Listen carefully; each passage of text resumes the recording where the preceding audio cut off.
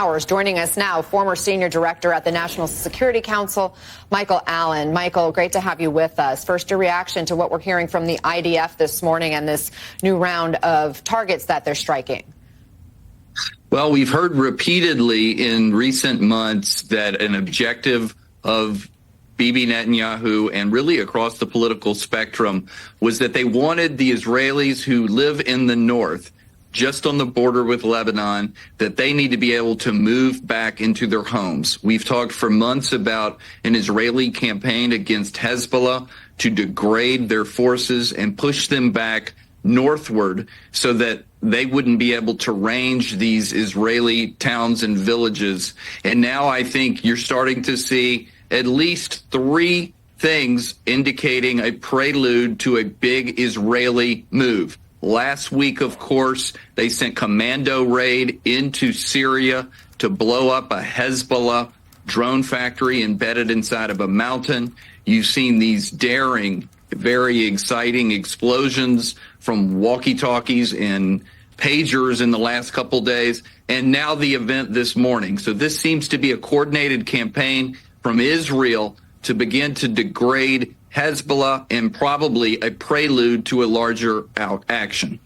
In fact, the Washington Post just this morning was writing, whatever Israel's initial intentions before unleashing the attack being these explosions that we've seen and been reporting on over the last couple of days, they say the government will now face growing domestic pressure to capitalize on the momentum and hit Hezbollah while it's down, analysts said. So is that what's happening today? Is this trying to capitalize on the momentum, hitting Hezbollah while they're down?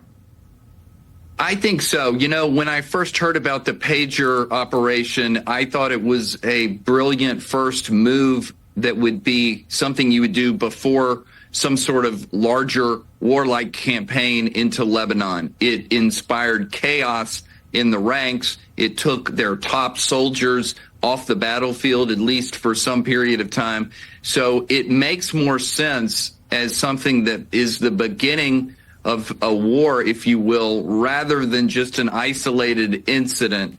I think it does make sense, even if it was an isolated incident, to get inside their heads, but it makes a lot more practical sense if it's part of a larger campaign, and it looks like that today, but we'll be able to understand better in coming days when we see what the follow-up is from Netanyahu. The U.S. has warned Netanyahu not to escalate. Here was Secretary of State Antony Blinken just yesterday.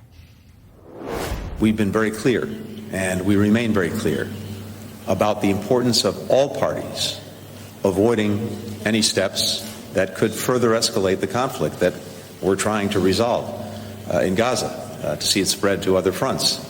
It's clearly not in the interest of anyone involved to see that happen. And that's why, again, it's imperative that all parties refrain from any actions that could escalate the conflict.